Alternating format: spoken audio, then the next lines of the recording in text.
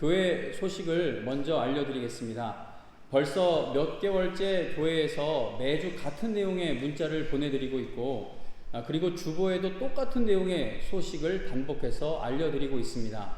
세상에서도 교회에서도 코로나와 관련하여 같은 말을 반복해서 듣다 보니 피로하게 느껴지실 수도 있고, 또 처음 느꼈던 경각심이 옅어질 수도 있을 줄로 압니다.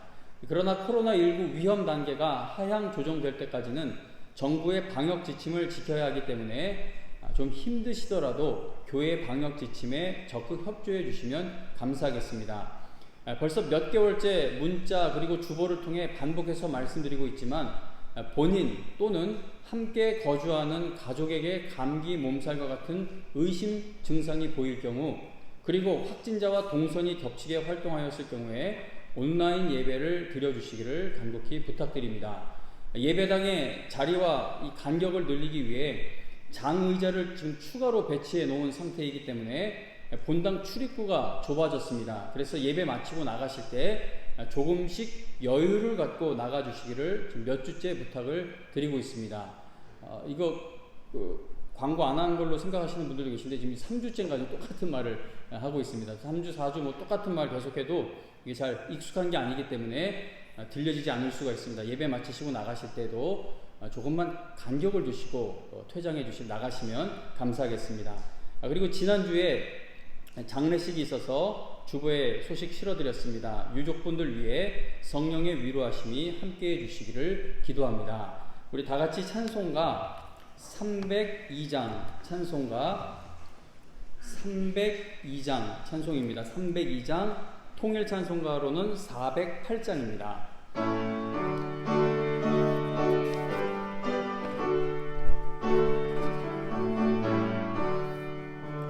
내 주 하나님 넓고 큰 은혜는 저 큰 바다보다 깊다. 너도 닷줄을 끌어 깊은 데로 저 한가운데 가보라. 언덕을 떠나서 장파에 배 띄워 내 주 예수 은혜의 바다로 내 맘껏 져가라. 왜 너 인생은 언제나 어디서 저 큰 바다 물결 보고 금이 모르는 깊은 바다 속을 한 번 헤아려 안 보나. 언덕을 떠나서 장파에 배 띄워 내 주 예수 은혜의 바다로 내 맘껏 져가라. 많은 사람이 얕은 물가에서 저 큰 바다 가려다가 찰싹거리는 작은 파도 보고 마음 약하여 못 가네. 언덕을 떠나서 장파에 배 띄워 내 주 예수 은혜의 바다로 내 맘껏 져가라. 자곧 가거라 이제 곧 가거라 저 큰 은혜 바다 향해. 자곧 내 노를 저 깊은 데로 가라. 망망한 바다로 언덕을 떠나서 장파에 배 띄워 내 주 예수 은혜의 바다로 내 맘껏 져가라. 아멘. 사도신경으로 우리의 신앙을 고백하겠습니다. 전능하사 천지를 만드신 하나님 아버지를 내가 믿사오며 그 외아들 우리 주 예수 그리스도를 믿사오니 이는 성령으로 잉태하사 동정녀 마리아에게 나시고 본디오 빌라도에게 고난을 받으사 십자가에 못 박혀 죽으시고 장사한 지 사흘 만에 죽은 자 가운데서 다시 살아나시며 하늘에 오르사 전능하신 하나님 우편에 앉아 계시다가 저리로서 산자와 죽은 자를 심판하러 오시리라. 성령을 믿사오며 거룩한 공예와 성도가 서로 교통하는 것과 죄를 사하여 주시는 것과 몸이 다시 사는 것과 영원히 사는 것을 믿사옵나이다. 아멘. 찬송가 251장, 찬송가 251장, 통일 찬송가는 137장입니다. 251장 부른 후 최수홍 장로님께서 기도해 주시겠습니다.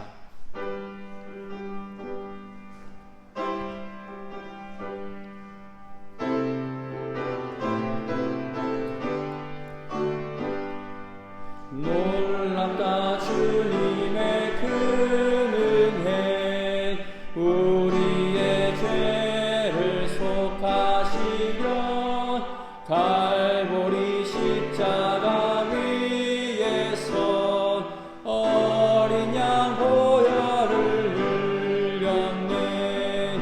주의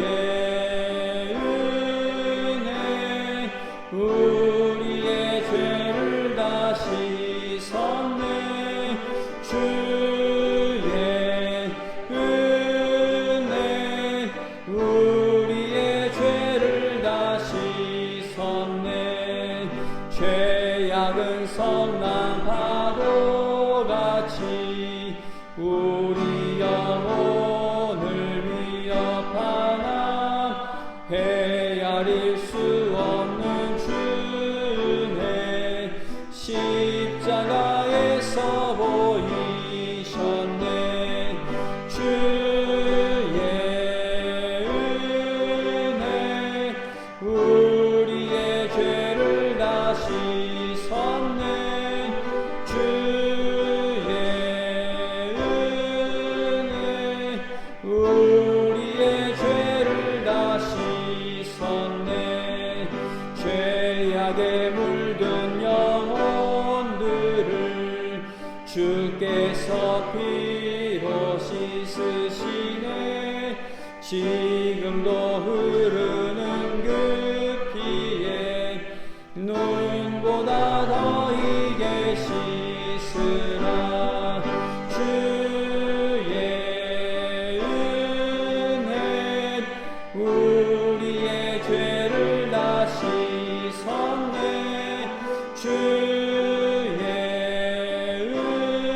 은혜 우리의 죄를 다 씻었네. 피할 수 없는 그 은혜를 믿는 자에게 거저주네. 형제여 주 앞에 나와서 더 지체 말고 곧 받으라. 주의 은혜 우리의 죄를 다 씻었네. 주의 은혜 우리의 죄를 다 씻었네. 기도드리시겠습니다. 오늘도 살아계셔서 역사하시는 하나님, 지난 한 주간도 주님 은혜 가운데 살게 하시고 오늘 거룩한 주일 주님 전에 나와 예배드리게 하시니 감사합니다. 저희들이 드리는 예배가 하나님께서 기뻐 받으시는 신령과 진정으로 드리는 예배가 되게 하시고 코로나로 지치고 피곤한 저희들이 예비하신 은혜를 넘치게 받는 복된 시간이 되게 하옵소서. 지난 한 주간을 되돌아볼 때에 주님을 의지하기보다는 세상의 것을 의지할 때가 많았고 주님을 사랑하기보다는 세상의 것을 더 사랑하였으며 혼탁한 세상 속에서 탕류에 휩쓸리며 살았습니다. 아버지 하나님, 저희들이 죄와 허물을 자복하오니 십자가의 보혈로 씻어주시고 하나님의 자녀로서 구별된 삶을 살 수 있도록 도와주시옵소서. 겉으로만 하나님의 사람이 아니라 저희들이 있는 곳에서 빛과 소금으로 살아서 주님의 영광을 나타내는 참 그리스도인이 되게 하옵소서. 6월이 되면 저희들은 6.25를 기억하지 않을 수 없습니다. 북의 김일성이 공산주의 통일을 위하여 남의 동포들을 향해 총뿌리를 들이댄 동족 생잔의 비극이 일어나는 날입니다. 그러나 하나님께서는 순교자가 있는 나라, 새벽마다 성전에 나와 기도하는 성도들이 있는 이 나라를 불쌍히 여기사 공산주의 침략을 물리치게 하시고 모든 것이 파괴되어 잿더미가 된 이 땅에 복을 주셔서 오늘날 번영하는 대한민국으로 우뚝서게 하셨으니 감사합니다. 역사의 주관자가 되신 하나님 아버지, 지금 전 세계를 뒤덮고 있는 코로나로 인하여서 모든 국민이 일상생활에 제약을 받고 경제활동이 멈춰서고 일자리를 잃고 고통받는 큰 어려움에 처해 있습니다. 하나님 아버지, 비옥기는 저희들을 불쌍히 여기사 코로나를 이길 길을 열어주시고 이 코로나가 더 이상 확산되지 않도록 도와주시옵소서. 이 재앙을 통하여 인간의 어리석음과 탐욕, 오만함, 그리고 하나님을 떠난 삶을 회개하게 하시고 주께로 돌아오게 하옵소서. 해에 나가 있는 저희 선교사님들이 선교 활동과 안전을 지켜주시고 영육간에 강건하게 하옵소서. 특별히 기도하는 것은 병원 치료를 받고 있는 황산순 선교사님께 같이 하셔서 깨끗이 낫게 하시고 건강한 몸으로 선교 현장에 복귀할 수 있도록 도와주시옵소서. 오늘도 주님의 말씀을 들고 단위에 서시는 담임 목사님께 말씀의 능력을 주셔서 큰 은혜 받는 시간 되게 하시고 영육간에 강건하게 하셔서 이 교회를 이끌어 가시는데 부족함이 없게 하옵소서. 이 모든 말씀 우리를 죄악에서 구원하신 예수님 이름으로 기도하옵나이다. 아멘. 함께 은혜 받으실 하나님 말씀은 출애굽기 6장 말씀입니다. 출애굽기 6장 2절 그리고 8절부터 12절 말씀만 보시겠습니다. 함께 은혜 받으실 하나님 말씀 출애굽기 6장 2절 그리고 8절부터 12절입니다. 출애굽기 6장 2절 그리고 8절부터 12절 하나님 말씀 읽어드립니다. 하나님이 모세에게 말씀하여 이르시되 나는 여호와이니라. 그리고 8절로 갑니다. 내가 아브라함과 이삭과 야곱에게 주기로 맹세한 땅으로 너희를 인도하고 그 땅을 너희에게 주어 기업을 삼게 하리라. 나는 여호와라 하셨다 하라. 모세가 이와 같이 이스라엘 자손에게 전하나, 그러니까 하나님이 전하라고 하신 말씀을 이스라엘 백성에게 다 전한 거예요. 전에 그들에게 전하니까 그들이 마음의 상함과 가혹한 노역으로 말미암아 모세의 말을 듣지 아니하였더라. 여호와께서 모세에게 말씀하여 이르시되 들어가서 애굽 왕 바로에게 말하여 이스라엘 자손을 그 땅에서 내보내게 하라. 모세가 여호와 앞에 아뢰어 이르되 이스라엘 자손도 내 말을 듣지 아니하였거든 바로가 어찌 들으리이까. 나는 입이 둔한 자니이다. 아멘. 자, 오늘 이 시간에는 지난 주일 설교 말씀과 같은 제목인 처음부터 끝까지 하나님의 은혜입니다. 처음부터 끝까지 하나님의 은혜입니다 라는 제목으로 하나님 말씀 증거하겠습니다. 우리가 늘 해오던 일을 멈추게 되었을 때 그 일이 반드시 해야만 하는 일이었을 경우에는 부정적인 결과가 뒤따라오게 될 것입니다. 그러나 그 일을 멈추었는데도 손해보는 일이 전혀 일어나지 않는다면, 어떤 부정적인 결과도 나타나지 않는다면 나는 지금까지 중요하지 않은 일을 중요한 것처럼 착각하며 살아온 것이 될 것입니다.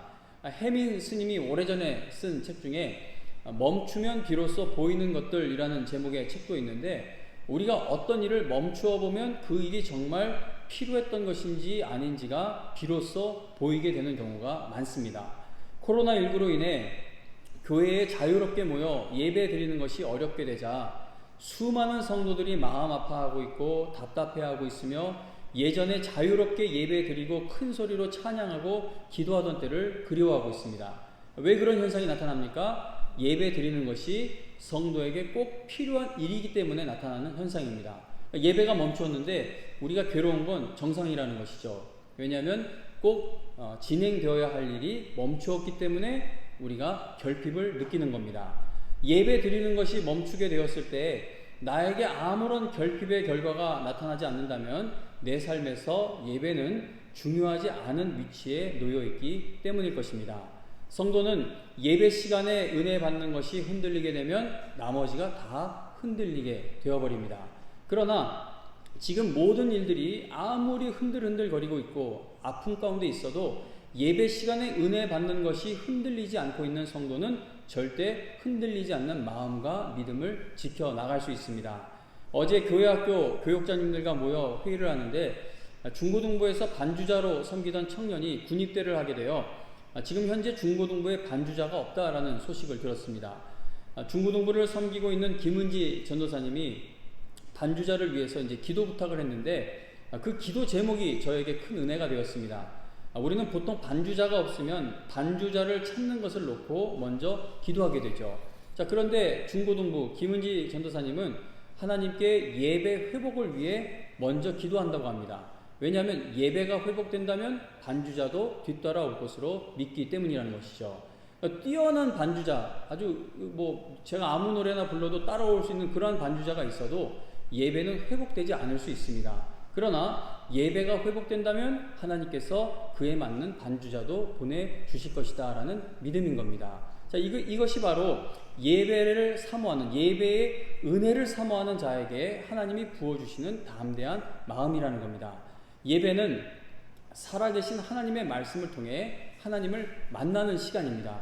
예배 시간에 은혜 받는다라는 것은 나의 하나님 아버지가 정말 지금 살아계시며 나와 함께 하신다는 사실이 믿어지는 겁니다. 세상 살면 이게 옅어져요. 흔들려요. 하나님이 계신가? 나를 돌보고 계신가? 이게 막 흔들리는데 예배 시간에 와보니까, 은혜 받아보니까 하나님이 살아계시구나, 나와 함께 하시는구나. 그게 바로 예배의 은혜입니다. 예배 시간에 은혜 받는다는 것은 내가 지금 어떤 상황 가운데 있든지 하나님의 말씀이 믿어지게 되어 하나님 말씀에 아멘 할 수 있는 힘을 얻게 되는 것입니다. 그래서 아무리 큰 어려움을 겪고 있어도 예배 시간에 은혜 받는 성도는 눈빛이 살아있고 활기찹니다. 그러나 아무 어려움이 없고 풍족한 가운데 있어도 예배 시간에 은혜 받지 못하는 성도는 하나님의 일을 위해 힘을 내기 힘들어하는 모습을 자주 보게 됩니다. 우리가 꼭 주일 예배 시간에만 하나님의 은혜를 체험하는 것은 아니죠. 그러나 예배의 자리에서 은혜 받지 못하면 삶의 다른 영역에서도 하나님의 은혜를 발견하고 체험하는 것이 매우 어려워집니다.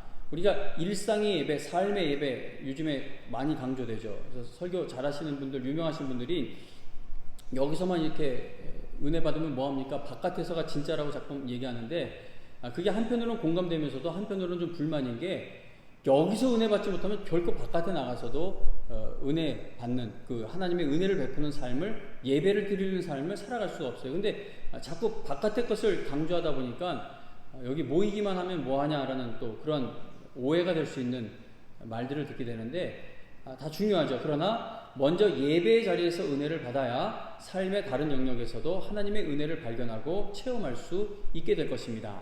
수천억 원짜리 비행기라 할지라도 연료가 공급되지 않으면 하늘을 날 수 없듯이 성도는 은혜 받지 못하면 하나님께서 내게 맡기신 일을 절대 감당할 수가 없게 됩니다. 교회 직분자들과 교회 학교 섬기는 교사들에게 예배의 중요성을 잔소리처럼 거듭 강조하고 있는 것은 아무리 실력이 좋아도 예배의 은혜가 충만해야 교회와 영혼을 살리는 하나님의 일에 쓰임받을 수 있기 때문이라는 겁니다. 모세가 하나님께 쓰임받게 되는 큰 믿음의 사람으로 다듬어져가는 이 과정을 한번 생각해 보시기 바랍니다. 우리가 지난주까지 살펴본 출애굽기 말씀을 보면 모세가 애굽으로 가서 하나님께서 명령하신 대로 다 행했더니, 하나님이 모세에게 가서 이걸 전해라 해서 모세가 가서 그대로 전했더니 오히려 상황이 더 어려워지게 되었습니다. 모세와 이스라엘 백성들이 볼 때에 하나님의 말씀은 절대 이루어지지 않을 것처럼 보여지는 상황이 되었고, 오히려 악한 바로 왕의 뜻만 이루어지게 될 것처럼 보이는 상황이 된 것입니다. 그래서 출애굽기 5장 22절 23절에 보면 모세는 하나님께 주여 어찌하여 저를 보내셨습니까? 제가 바로에게 주의 이름으로 말한 후로부터 그가 이 백성을 더 학대합니다. 그리고 주께서도 주의 백성을 구해주지 않고 계십니다. 라고 그렇게 말을 합니다. 그러자 하나님께서는 모세에게 여호와라는 이름을 걸고, 내 이름 걸고 애굽 사람의 무거운 짐 밑에서 이스라엘 백성을 구해 주시겠다라는 그 약속을 주시게 됩니다. 그래서 모세는 다시 한 번 더 이스라엘 백성을 찾아가서 하나님이 주신 그 말씀을 전해 주었습니다. 자, 그러자 백성들이 어떻게 반응했는지 우리가 읽은 출애굽기 6장 9절을 한 번 더 보시기 바랍니다. 모세가 다시 한 번 더 가서 말을 전했더니 백성이 이렇게 반응합니다. 9절에 보면 모세가 이와 같이 이스라엘 자손에게 전하나 그들의 마음의 상함과 가혹한 노역으로 말미암아 모세의 말을 듣지 아니하였더라 라고 말씀합니다. 안타깝게도 이스라엘 백성들은 여전히 하나님의 말씀을 믿으려 하지 않았습니다. 그리고 이스라엘 백성만 하나님의 말씀을 믿지 못하고 있는 것이 아니라 모세도 마찬가지였죠. 10절부터 12절도 한 번 더 제가 읽어드립니다. 여호와께서 모세에게 말씀하여 이르시되 들어가서 애굽 왕 바로에게 말하여 이스라엘 자손을 그 땅에서 내보내게 하라. 모세가 여호와 앞에 아뢰어 이르되 이스라엘 자손도 내 말을 듣지 아니하였거든 바로가 어찌 들으리이까. 나는 입이 둔한 자니이다.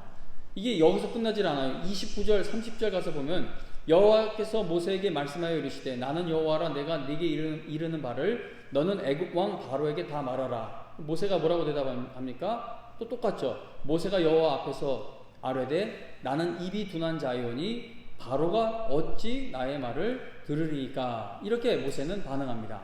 이스라엘 백성이 출애굽하게 되었을 때 모세나 이스라엘 백성이 그들이 구원받은 것에 대해 자신들의 공로를 자랑할 것이 있습니까?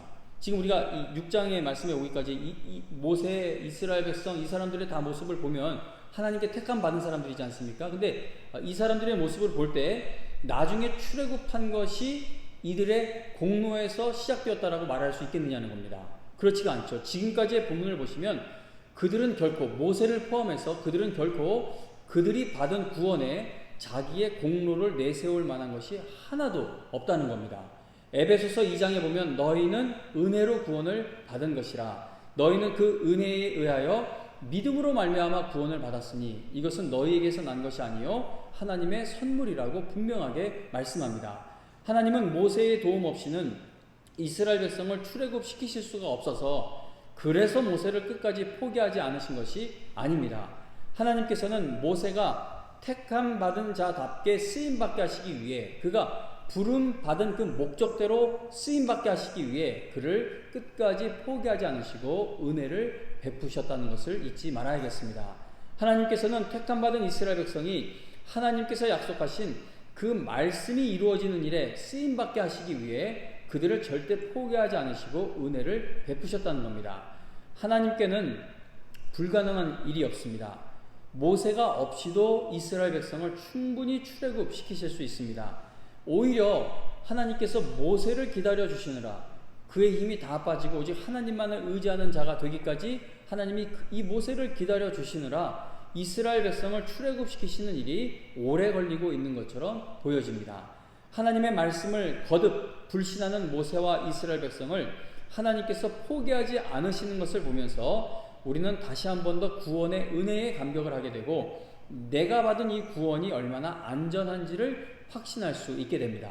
디모데후서 1장 9절에 보면 하나님이 우리를 구원하신 걸로 끝나지 않고 거룩하신 소명으로 부르심은 우리의 행위대로 하심이 아니요. 지난주에 말씀드린 거죠. 얘는 좀 쓸만하구나. 얘는 안 되겠구나. 얘는 좀 헌금을 많이 드리겠구나. 얘는 교회에서 좀 이런 멋진 일을 할 수 있겠구나. 그것 따져가며 우리를 부르신 것이 아니라 행위대로 부르신 것이 아니라 오직 자기의 뜻과 영원 전부터 그리스도 예수 안에서 우리에게 주신 은혜대로 하심이라 라고 말씀합니다.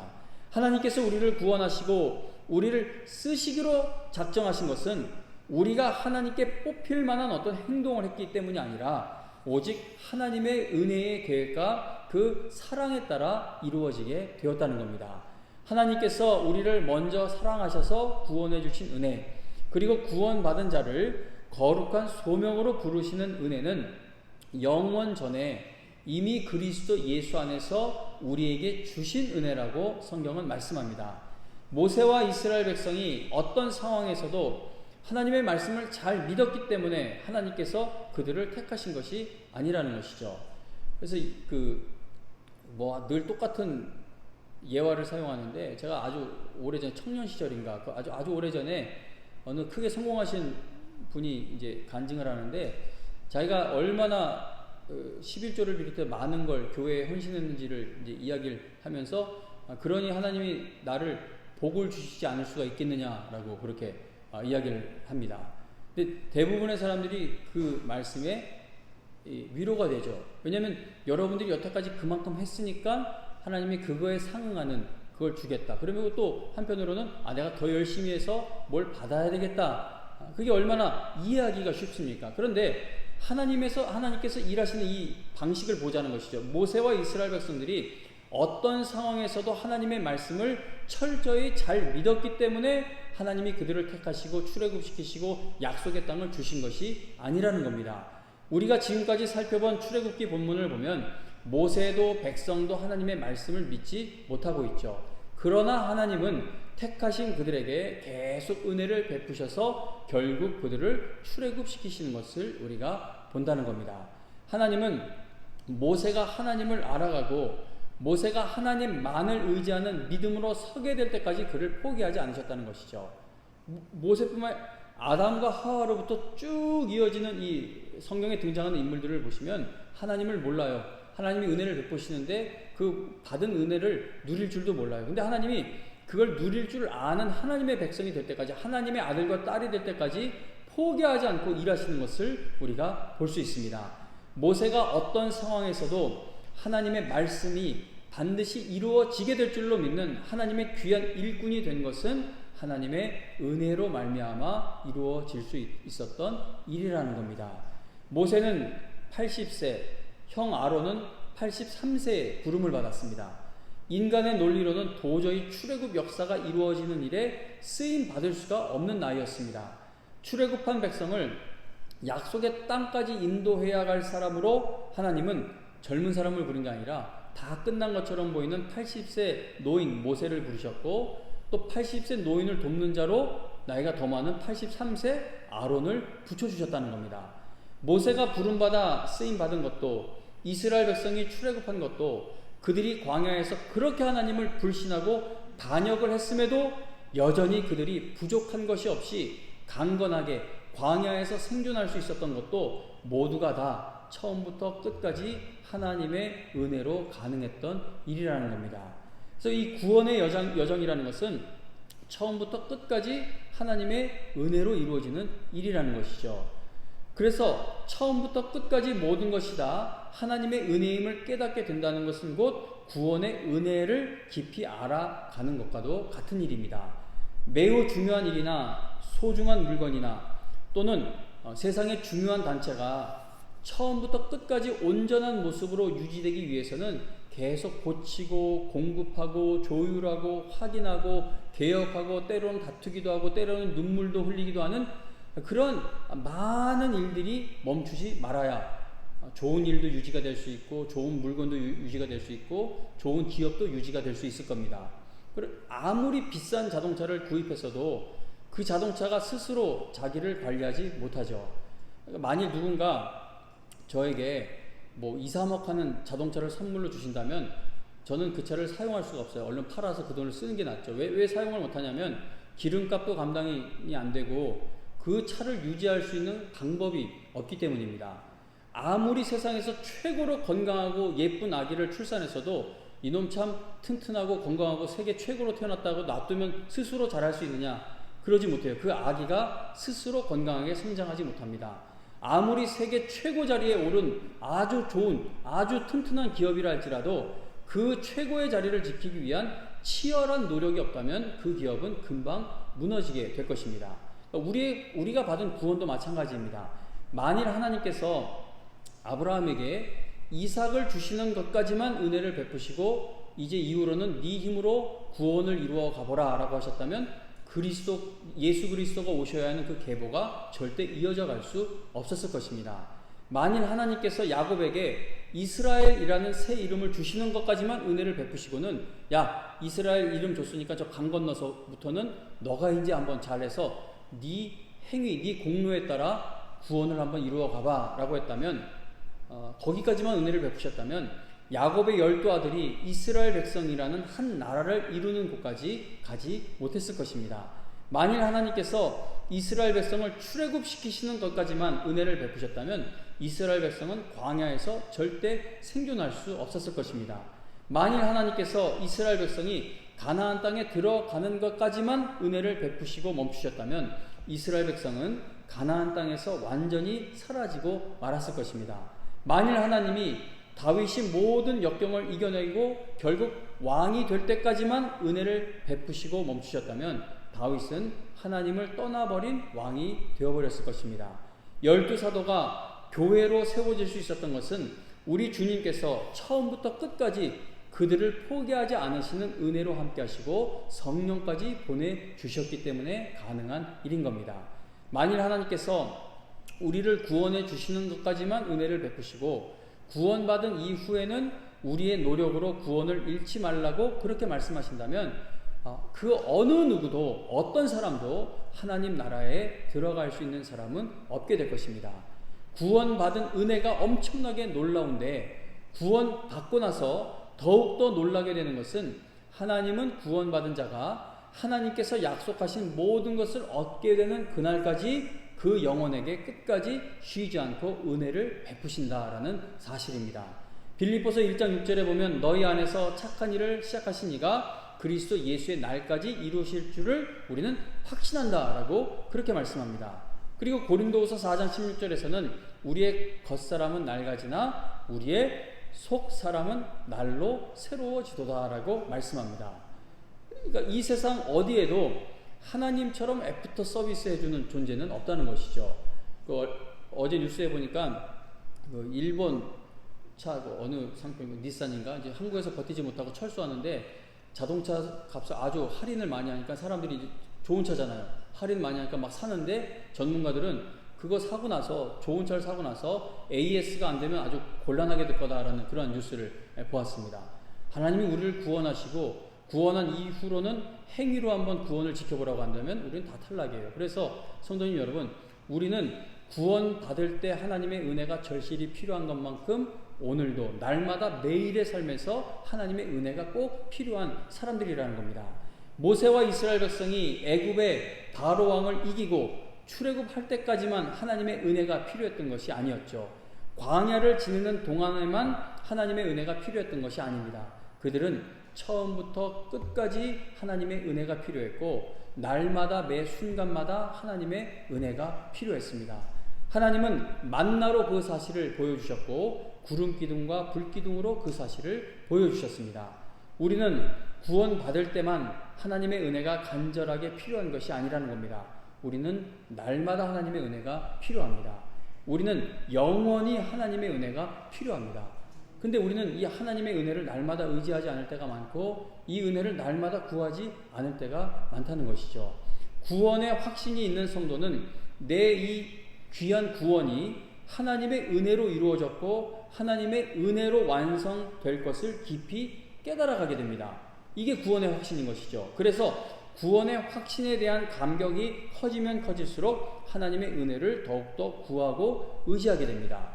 그래서 구원의 확신이 깊어지는 사람이 내가 죄인이구나 라는 것을 고백하게 되는 것은 이거 뭐 어차피 구원받았으니까 죄 짓고 살아도 용서해 주신다라는 그런 의미에서가 아니라 놀라는 거예요. 구원받고 나서도 보니까 오늘도 하나님이 내 이 구원을 허락하시지 않는다면, 내 이 구원을 지켜주지 않는다면 나는 내 마음은 하나님을 떠날 수밖에 없는 마음인데 나 같은 죄인을 살리셨구나. 그게 구원의 감격인 것이죠. 시편 말씀을 읽어보면 다윗이 얼마나 간절하게 하나님의 은혜를 구하는지를 우리가 보게 됩니다. 예를 들어 시편 86편 3절에 보면 다윗은 주여 내게 은혜를 베푸소서 내가 종일 주께 부르짖습니다 라고 그렇게 기도를 합니다.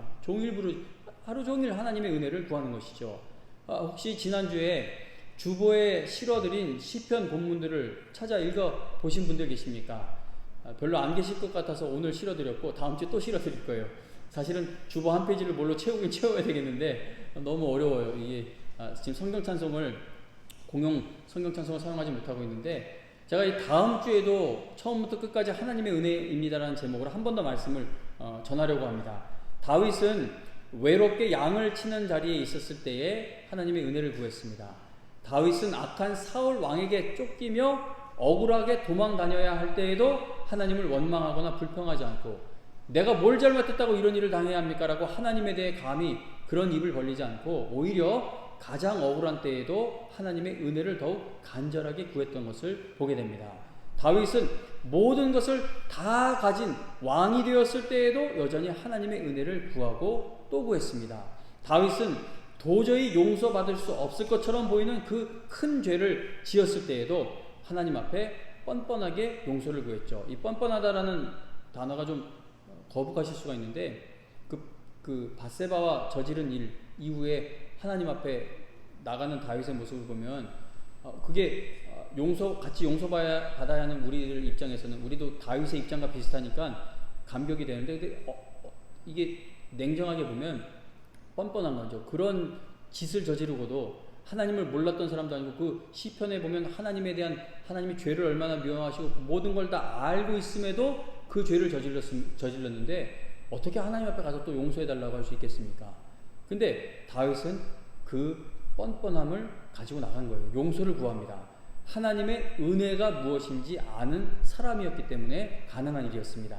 다윗이 아들의 반역을 피해서 급히 피신했을 때 한 사람이 다윗을 쫓아오며 아주 모욕적인 말을 쏟아내며 쫓아왔죠. 그때도 다윗은 어떻게 합니까? 마음이 악해지지 않고 내가 왜 이런 일을 당해야 하나? 저거 죽여버려야 하나? 그런 악한 마음을 가진 것이 아니라 오히려 하나님께서 이 일로 인해 나에게 은혜 베푸실 것을 기대하고 구했던 다윗의 모습을 보게 됩니다. 지난주에도 말씀드렸듯이 신약 성경의 서신서들을 읽어보면 사도들은 교회와 성도에게 하나님의 은혜와 평강이 있기를 잊지 않고 늘 날마다 기도했습니다. 사도들은 교회에 수많은 문제가 있을 때에도 마음이 악해지거나 다투지 않고 하나님의 은혜를 구했습니다. 그리고 교회가 아주 건강할 때에도 사람을 칭송하거나 사도들은 자기 자랑을 하지 않고 하나님의 은혜에 감사했으며 끝까지 하나님의 은혜를 구하는 모습을 보였습니다. 바울은 선교 사역의 위대한 업적을 남기고서도 오늘날 만약에 어떤 목사님이 바울과 같은 업적을 남긴다면 그 교회 옆에 아주 기념관을 크게 저는 솔로몬이 하나님 성전보다 자기 집도 크게 지었던 것처럼 이 정도 바울과 같은 목사님이 선교사가 있다면 얼마나 그 업적을 기리겠습니까? 그런데 바울은 선교 사역의 위대한 그 업적을 남기고도 자기 자랑은 하나 없이 나의 나 된 것은 하나님의 은혜로 된 것입니다. 내가 한 모든 수고는 내가 한 것이 아니라 이게 헛되지 않을 수 있었던 것은 오직 나와 함께 하신 하나님의 은혜로 되어질 수 있었던 일입니다. 라고 그렇게 고백을 합니다. 성경의 맨 마지막 기록된 말씀이 뭐라고 말씀드렸죠? 맨 마지막에 보면 주 예수의 은혜가 모든 자들에게 있을지어다 라는 선포로 끝납니다. 우리가 붙들어야 할 게 뭐예요? 하나님의 은혜인 것이죠. 우리가 견디기 힘든 일을 만났을 때 결국 포기하게 되거나 마음이 주저앉게 되는 것은 그 힘든 일의 결말을 생각하기 때문입니다. 지금 너무 당하는 일이 죽겠어요. 근데 내가 이 결말이 좋게 풀릴 걸 알아요. 그러면 어떻게 해서라도 내가 뭘 잃게 될지 할지라도 마음을 지키겠죠. 근데 우리가 너무나 그 어려운 일을 당할 때 마음이 확 무너져 버리게 되는 것은 이 일의 결말이 소망이 없을 때입니다. 지금 아무리 고통스러워도 마지막에는 기쁨으로 끝나게 되는 반전의 결말이 기다리고 있다는 것을 확신하게 된다면 지금의 고난을 인내할 수 있고 견뎌낼 수 있게 될 것입니다. 성경에서 하나님께 쓰임받은 사람들은 모두가 다 너무나도 엄청나게 아픔의 일들을 겪었지만 하나님께서 베푸실 은혜의 소망을 두었기 때문에 그들은 믿음의 경주를 포기하지 않고 뛸 수 있었습니다. 내가 최악의 일을 당하여 죽는다 할지라도 내가 이 일의 결말을 보지 못하고 죽는다 할지라도 하나님은 약속하신 일들을 반드시 이루어 주실 줄로 성경의 인물들은 믿었다는 겁니다. 그래서 스데반 집사님과 같은 분은 자신을 향해 돌을 던지는 자들을 위해서도 기도하며 그들을 용서하며 평안 가운데 하늘을 바라보며 눈을 감을 수 있었겠죠. 이게 하나님께서 이루실 일에다가 소망 두지 않으면 얼마나 억울한 죽음이에요. 성령 충만하다고 그래서 뽑혀가지고 복음을 전했더니 돌아오는 게 돌이에요. 이거 뭐 일을 많이 해보지도 못하고 좀 쓰임 받으려고 막 내디뎠는데 돌에 맞아 죽으니 이게 뭐야, 이게 나 뽑히면 안 되는 사람 아니었나, 하나님이 나를 택한 게 아니셨나, 뭐 온갖 마음이 일어날 수 있는 상황이었지 않습니까? 그런데 스데반 집사님은 그 마음이 악해지고 원망하고 불평할 수 있는 상황에서도 하늘을 바라보았고, 그리고 용서의 마음, 평안의 마음, 은혜의 마음으로 눈을 감을 수 있었다는 겁니다. 왜냐하면 하나님의 은혜에 소망을 두었기 때문이죠. 시편 31편 19절에 보면 다윗은 주를 두려워하는 자를 위하여 쌓아두신 은혜, 주님을 두려워하는 자, 이게 막 무서운 게 아니라 하나님을 경외하는 자를 뜻하는 것이죠. 주를 두려워하는 자를 위하여 쌓아두신 은혜, 곧 주께 피하는 자를 위하여 인생 앞에 베푸신 은혜가 어찌 그리 큰지요라고 노래하며 하나님을 찬양합니다.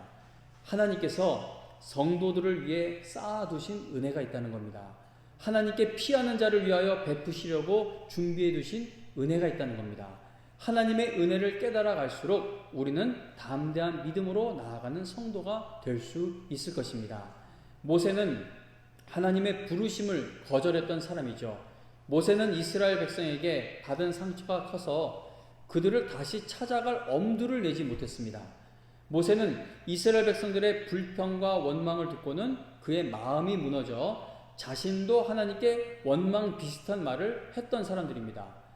그러했던 모세가 하나님의 은혜와 사랑을 깨닫게 되면서부터 어떻게 변화되어 갑니까? 하나님의 은혜와 사랑에 대한 확신을 갖게 된 모세는 이스라엘 백성들을 이끌고 광야에서 어떤 일을 당해도 고요히 하나님 앞에 엎드려 하나님께서 베푸실 은혜를 구하며 하나님의 영광을 위해 끝까지 쓰임받는 믿음의 사람이 되었습니다. 이 변화, 이 모세가 상황을 보고 하나님의 일이 안 될 거라고 생각했던 사람이에요. 그리고 백성들을 그 젊은 날에도 한번 배신당했고, 그리고 또 이 하나님이 보내서 80세가 돼서 갔을 때에도 이게 뭐만 자기들 마음에 맞지 않으면 원망하고 불평하는 백성이잖아요. 처음에는 모세가 그들을 감당이 안 되고 그들이 뭐라고 막 쏟아보면 또 하나님 앞에 가가지고 안 된다고 했는데 왜 나 보내서 하나님 이렇게 만드십니까? 그렇게 했던 모세인데, 이 출애굽의 과정을 보면 모세가 백성들이 돌을 들어도 그를 죽이려고 해도, 그리고 하나님이 마치 참지 못하시는 것처럼 그들을 다 쓸어버린다고 해도 모세가 취한 행동은 뭡니까? 고요히 하나님 앞에 엎드리는 것이었습니다. 여러분, 욥이 고난을 견뎌냈는데 물론 고난을 견뎌내는 그 과정을 보면 욥기 말씀이 이해하기가 쉽진 않아요. 근데 이렇게 대략 보면 욥도 막 마음이 상하니까 어떻게 보면 이게 정신이 좀 이게 온전한 상태였을까 싶을 정도로 이렇게 말이 이렇게 막 왔다 갔다 하는 부분도 보일 정도로 너무나 괴로워하는데, 근데 욥이 결국 그 기다린 건 무엇이었겠습니까? 하나님의 은혜를 기다린 것이죠. 어떤 큰 일을 하다가 고난에서 빠져나오게 됐고 하나님이 주실 것을 얻게 된 것이 아니라 그냥 울어야 할 자리에서 울면서도 하나님께 은혜를 구하는 것이 욥의 마음이었다고 저는 생각을 합니다. 성도님 여러분, 지금 어떤 상황과 처지에 계시든지 지금 그 자리는 포기하고 낙담해야 하는 자리가 아니라 하나님의 쌓아두신 은혜를 기대하며 하나님의 은혜를 구해야 할 자리인 줄로 믿습니다. 다음 주에도 다시 한 번 더 처음부터 끝까지 하나님의 은혜라는 이 말씀을 이어가겠는데요. 낙심되는 일들이 세상에 참 많습니다. 그 설교를 많이 하는 것도 아닌데 심적으로 자꾸 너무 지금 이 상황이 부담이 되니까 뭐 여기저기 아프기도 하는데, 지난주 금요일에는 목이 계속 아프더니 목에도 궤양이 생긴대요. 그래서 목에도 궤양, 전 궤양이 두 군데, 여기 두 군데가 있는데, 근데 여기도 아픈 것처럼 너무 아파서 갔더니 뭐 궤양이 뭔지 잘 모르겠지만 하여튼 무지 아파요. 그래서 막 방배역에서 이제 치료받고 이렇게 오는데 낙심되잖아요. 뭐 부르짖다가 목에 궤양이 생긴 것도 아니고 그냥 성도님들 믿음 생활 이거 어떻게 되는 건가, 그런 거 막 걱정하다가 그런데 제가 그 교회 이렇게 성도님들하고 있는 어느 한 단체 카톡방에 갑자기 지잉하고 그 매일 올라오는 묵상글이 있어요. 딱 봤더니 나의 믿음 없음을 도와주소서라는 하나님 말씀이 물렸어요. 그거 보니까 이거 아픈 거 상관없더라고요. 하나님이 나를 도우시면, 하나님의 은혜가 함께하면 뭐 목이 찢어지던 째지던 뭐가 되던 하나님의 일은 이루어져 갈 것이다라는 그 간단한 이미 알고 있던 말씀인데 하나님이 그 알고 있는 말씀에 은혜를 더하시면 그 짧은 한 말씀도 내 마음이 다시 살아날 수 있는 힘의 공급이 될 수가 있다는 것입니다. 하나님의 은혜를 구하세요. 하나님의 은혜를 기대하세요. 하나님이 급히 준비하는 것이 아니라 쌓아두셨다고 예배해 두셨다고 하지 않습니까? 그렇게 하나님의 은혜를 바라며 나아갈 때 여러분들이 꼭 필요한 은혜를 때에 맞춰 하나님이 베풀어 주실 것입니다. 왜냐하면 하나님은 여러분들을 그 영광스러운 하늘나라에까지 데려가기로 작정하고 계시기 때문입니다. 하늘나라 가는 그날까지 하나님의 은혜에 감격하여 하나님의 영광을 위해 끝까지 쓰임받는 여러분과 제가 될 수 있기를 주님의 이름으로 축원합니다. 찬송가 362장 찬송 362장 통일 찬송가는 481장 찬송 부르며 준비한 헌금 드리겠습니다.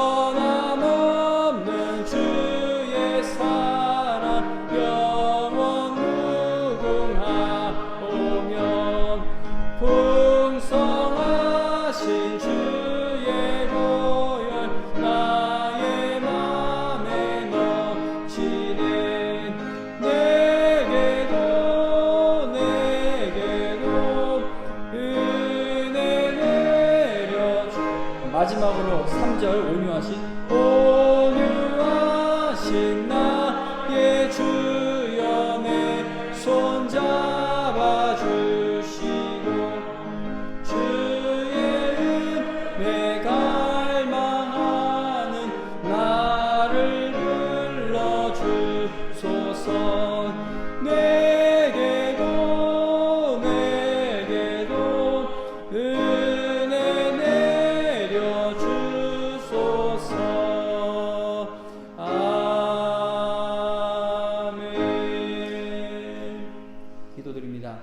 하나님 아버지, 하나님께서 출애굽한 이스라엘 백성들에게 앞으로 영원히 지키라고 주신 그 절기들을 보면 모두가 다 하나님의 은혜를 기억해야 하는 절기들입니다. 하나님 아버지, 우리가 삶의 어려운 현실 속에서 현장에서 무너지고 넘어지는 것은 그 상황이 없어지면 다시 회복될 수 있는 것이 아니라 그 최악의 상황에서도 하나님의 은혜를 깨닫고 하나님의 은혜가 임하여 이겨낼 수 있고 극복될 수 있는 일들인 줄로 믿습니다. 하나님 아버지, 이제 가정에 돌아가서 또 생업의 터전에 돌아가서 이겨내야 할 수많은 마음의 싸움들이 있습니다. 영적 전쟁들이 우리 앞에 놓여 있습니다.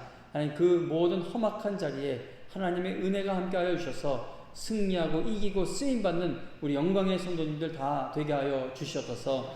오늘도 하나님 앞에 귀한 것들입니다. 하늘나라 확장과 영광을 위해 사용하여 주시고, 어느 때보다 사업하기가 힘들고 돈 버는 것이 힘든 이 세상 속에서도 하나님 아버지 드리는 일에 힘낼 수 있도록 생업의 터전을 붙들어 주시고, 직장에서 위치가 견고케 하여 주시며, 두드리고 있는 취업의 문도 열려지게 하여 주시옵소서.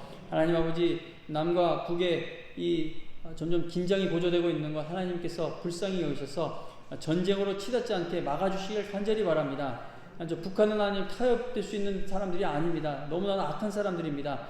지도자들에게도 꼭 지혜를 주셔서 통일의 마음을 쏟되 정말 하나님 아버지 악한 것하고는 타협하지 않는 그 지혜로운 마음으로 이를 해결해 나갈 수 있도록 인도하여 주시옵소서. 오늘도 하나님 앞에 나올 수 있는 이 힘 주신 것, 이 은혜 베푸신 것 감사드리고, 다가오는 한 주간도 우리와 동행해 주시며 하나님의 영광을 위해 살아갈 수 있도록 은혜를 더하여 주실 줄로 믿사오며 예수님의 이름으로 기도합니다. 아멘. 마지막 찬송 300장 찬송 300장 통일 찬송가는 406장입니다. 300장 다 일어나서 부르시겠습니다.